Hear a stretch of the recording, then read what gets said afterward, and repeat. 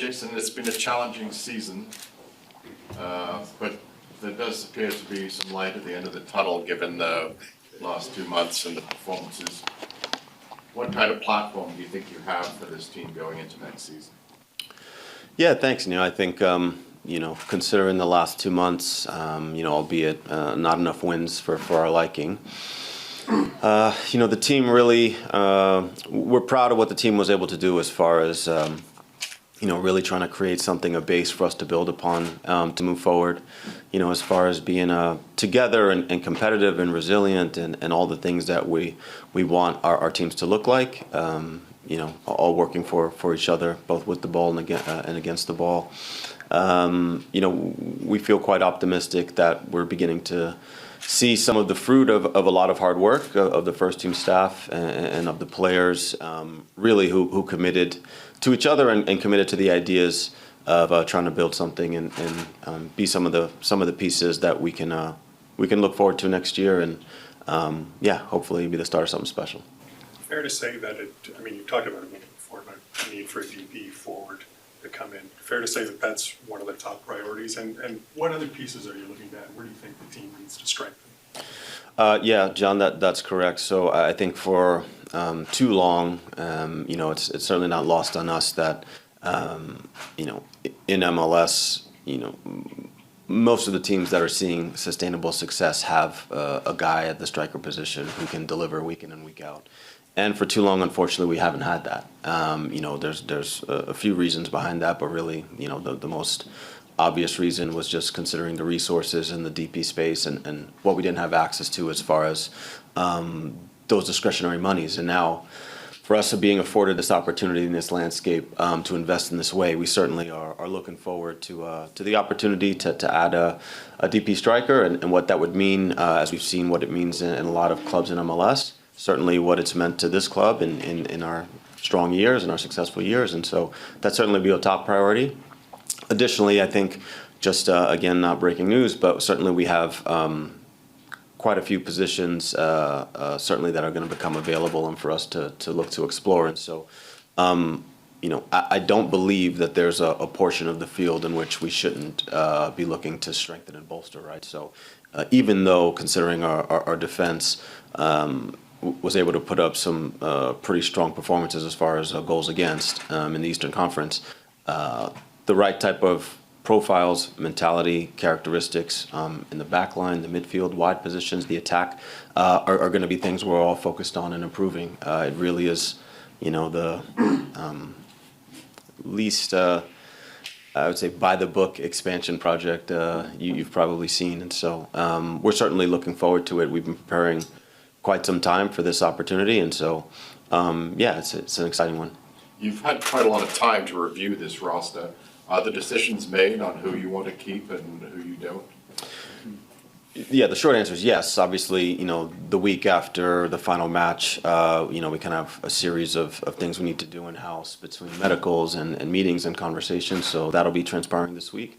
But, we are aligned on the next steps for the roster and the personnel.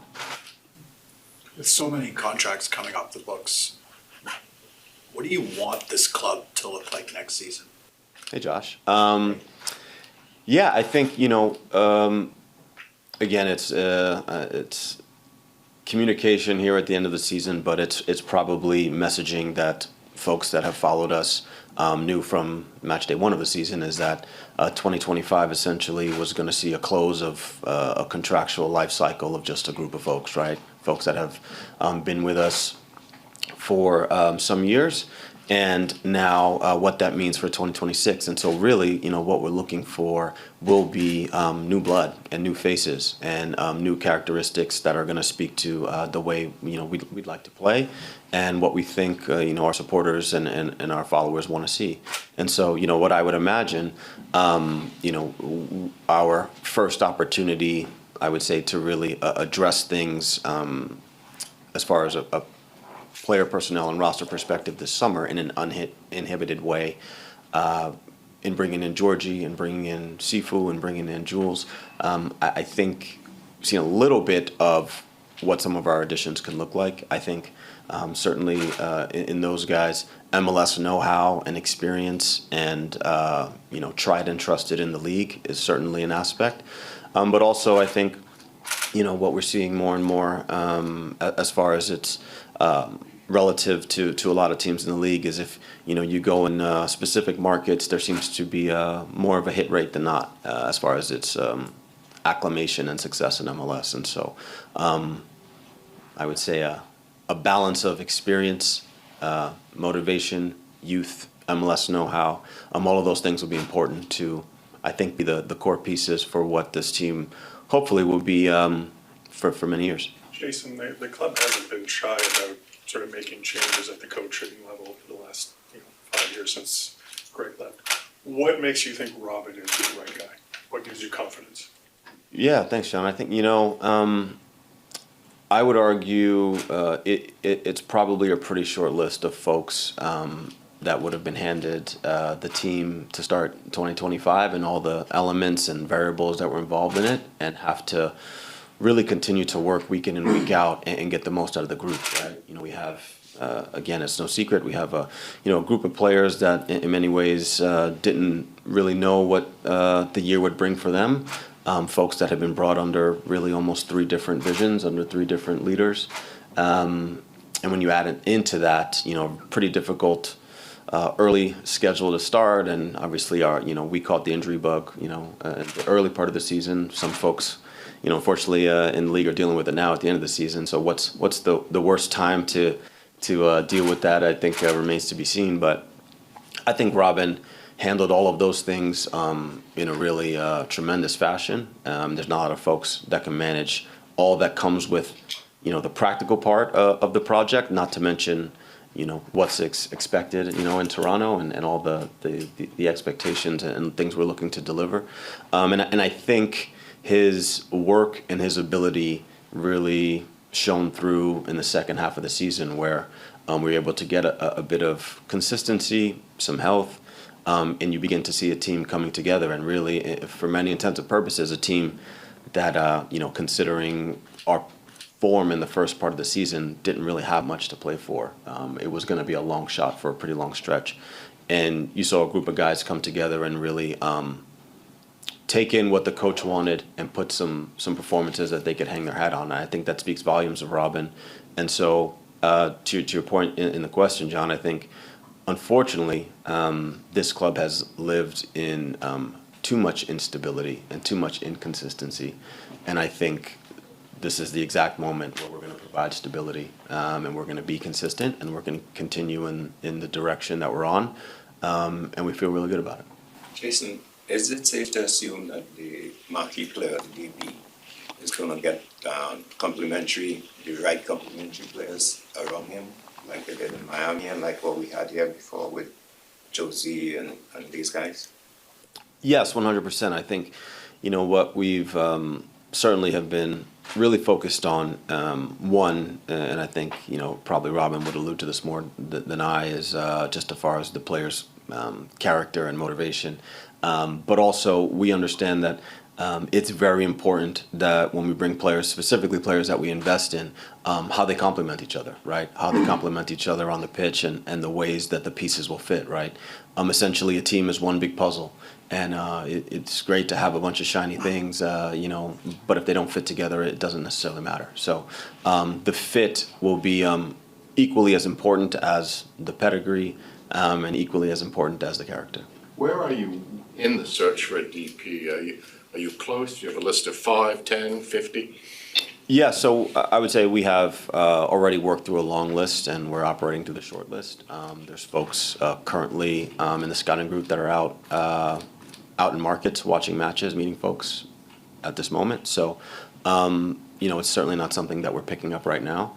I like to think ever since, call it the off season where we sat at this time last season and, our new leader, Keith, communicated about what we're looking to do in the club and how we're looking to rebuild and all the different things that are on the table. We began working in all of those ways. And so, even prior to the season in January, everyone knows we were certainly trying to effect change in the DP space. and understanding what the alternate and third strategy would be if we were successful or unsuccessful. I think that shone true again in the summer when actually we were able to effect a pretty big sweeping change for our club, and our ability then to already have identified Georgie and be on our way as far as securing a player who clearly is a massive part of what they were doing in Colorado. And so being prepared, almost 2 windows ahead as far as what we're looking to do has shown to be quite valuable for us, and I think we'll continue to work in those ways. Just following up on Neil's question, do you foresee sticking with the 2 DP model or switching to the 3 DP model? Has that decision been made? Is it still to be made? It hasn't been made, but what I would say, John, is it's nice to have the ability to do both. Sure. Certainly I think, there's been teams that really, I would say, have gone out gun blazing and really invested all their money in one window and tried to get a bunch of pieces in place. I think there's teams that also kind of stagger these types of acquisitions to understand how the puzzle pieces settle and fall into place. What I feel very positive about is our ability to do either, right? And so we have the capability to acquire 2, we have the capability to acquire 1, and monitor how it goes and be ready again in the summer. So I think this window and how the offseason unfolds will kind of, it'll provide the answers as we go. How active, if at all, do you envision being in the MLS free agent sort of market this offseason? Yeah, I think, what we've seen at least,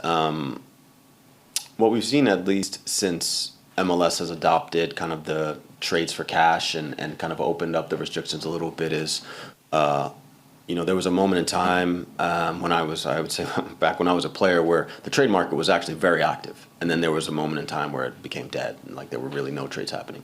I think once again, because of the kind of loosening of these types of restrictions and opening the market, that I believe, call it the intra-league type of transactions, people have an appetite for it again.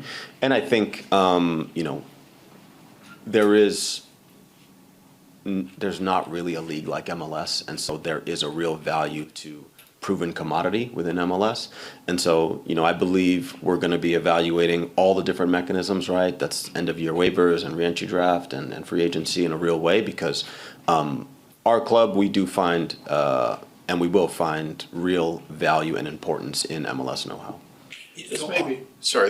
Josh, this may be a off-the-wall question, but does having a home World Cup help you attract people?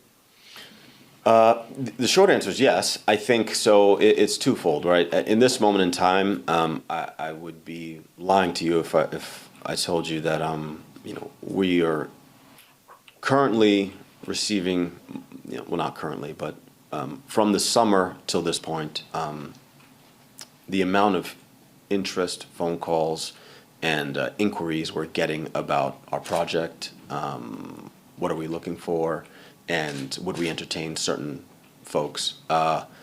It's been an exponential increase from this time 12 months ago, and I think that speaks to what we're hoping.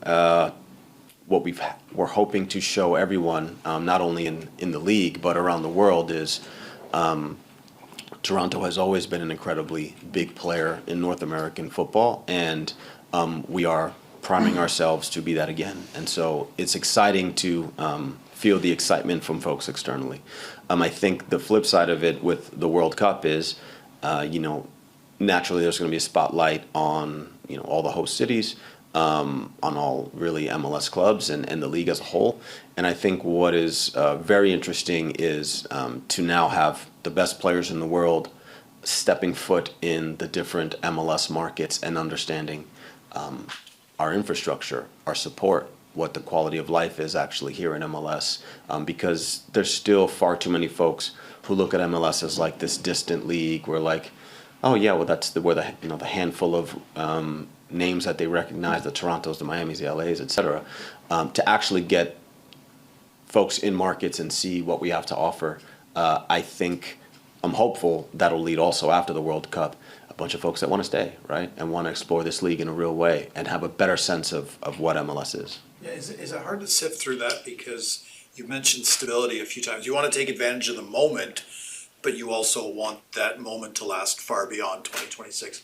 Is it hard to sift through the interests that you're getting and trying to sift through who's interested in making themselves known ahead of the World Cup and who could potentially be a fit long-term here, right? Of course, I think trying to understand folks' motivations and the reason behind things is always a tricky business in professional football. At the same time, I think we've done a really good job of identifying the type of folks that we're going to want in the building and the folks that this project speaks to them, and we'll need to continue to do that.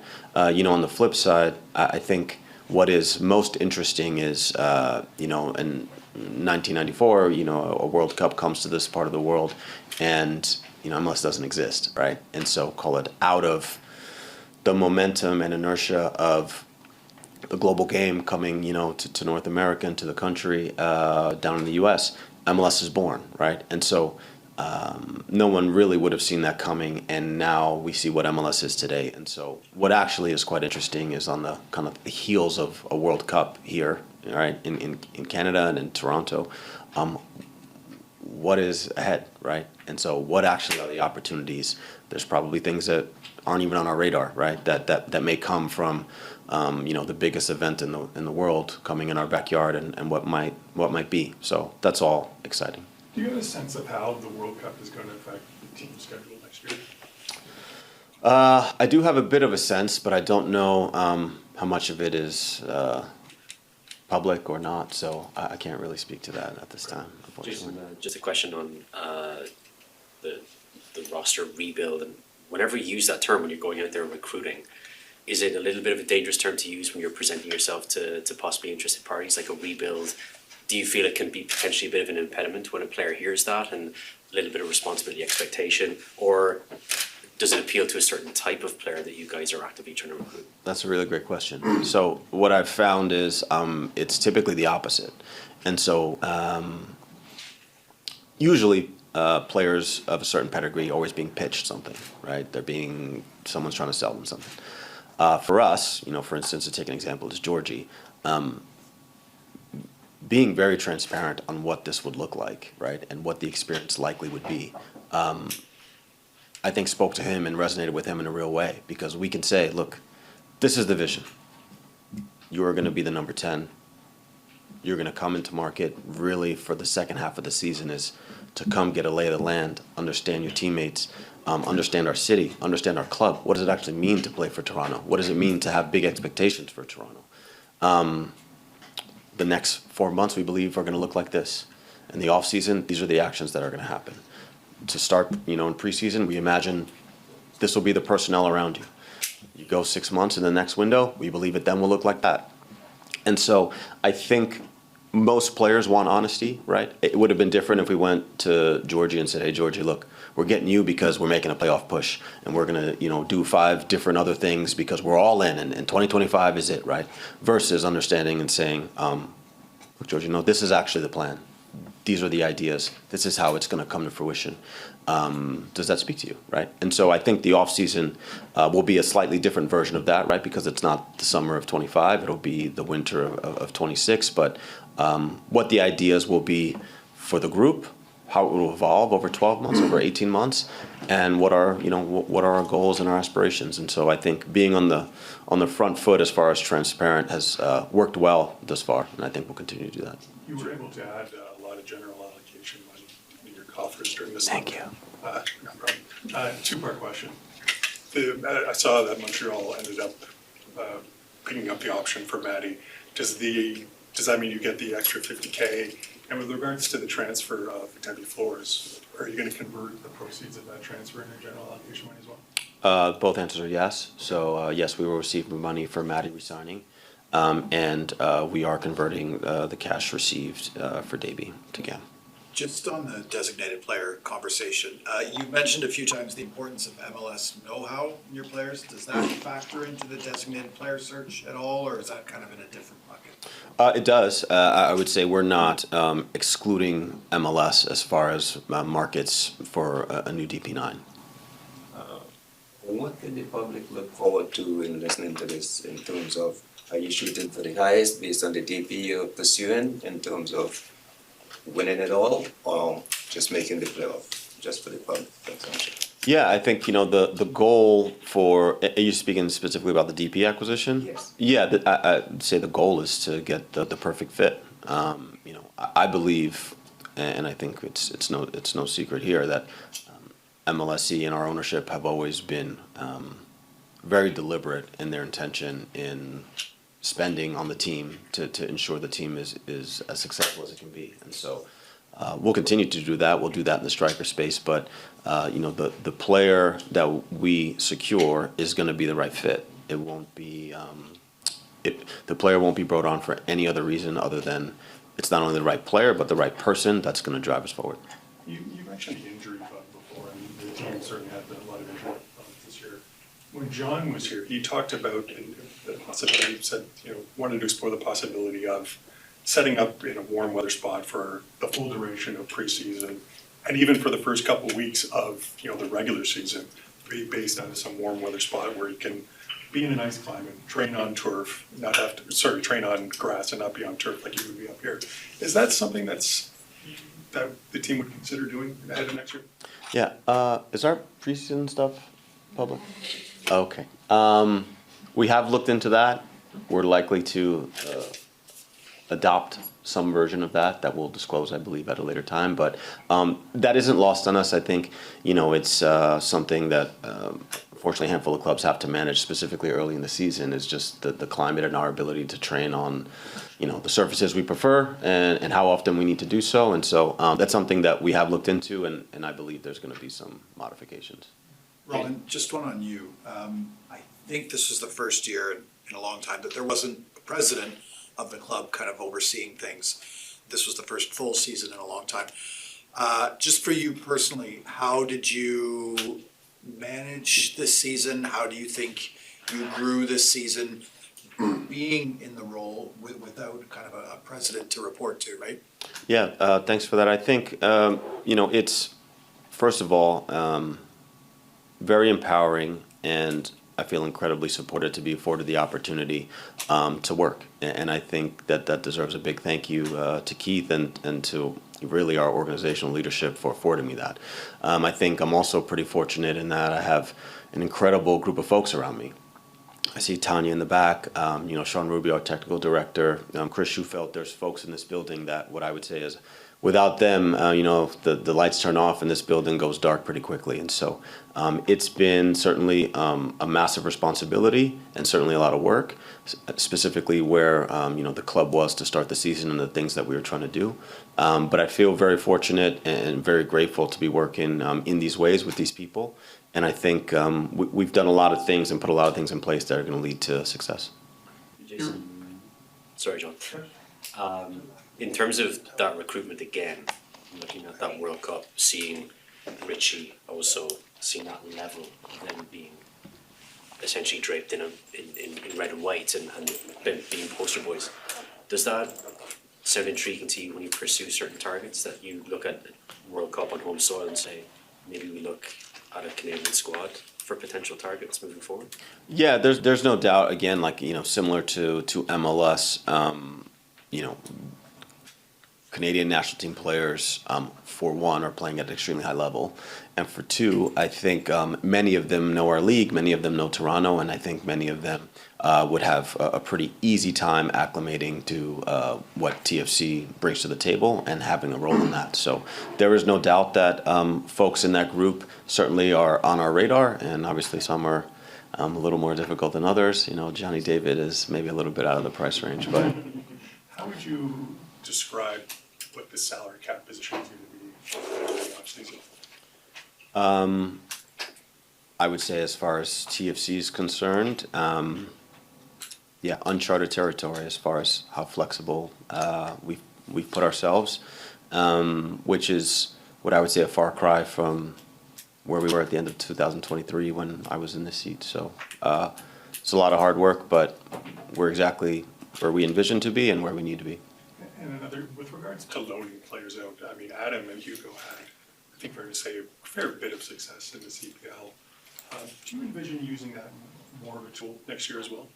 Yes, I actually think we have just begun to utilize that mechanism, in my opinion, in a more optimal way.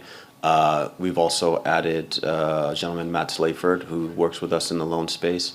And so having a dedicated stakeholder to kind of guide us through that is only, I think, going to lead to more fruitful opportunities. And those loan opportunities looked at as real development, growth, exposure, resistance, pathways that are going to be important. And I think, honestly, we're also probably going to explore it in our second team space as well. Jason, how different does it feel heading into this offseason? We've talked about, the roster space you guys have. We've talked about the foundation that's been laid, the cultural change. How are you seeing that difference manifest in the conversations that are happening right now? No, don't I look like I get a little more sleep? Yeah. Yeah, I mean, the difference, what I would say is yeah, it's quite a big difference. I think this time last year, Keith was at the table communicating about how we're at a point where the club needs to chart its own course, and we need to rebuild every aspect of our organization here, and everything is on the table. And I think from that point, there's been so many changes. When you talk about, obviously, the coaching staff of the time left, there's been changes at the highest level of organization in the ownership space. New first team staff. T2 is, mandated philosophically to operate differently, the academy differently. We feel very proud to have populated our second team with a lot of young, aspiring players. We have a handful of them now going to be joining the U17 World Cup. We have a player on the Guardians list. All of these things 12 months ago were just really ideas, and to be able to put those things in place. Unfortunately, most of them are, call it, under the hood, behind the scenes type work that, unless folks like yourself really follow the day-to-day and the minutia, get to see change. But, unfortunately, too many folks see us only on match day, right? And they see a team that really had a tough go of it in the first part of the year. They see a lot of the same faces, and so I think it can be received as there is no change, right? But we've changed quite a lot in 12 months, and the change will continue, and improvement will continue, and growth will continue, and we feel optimistic.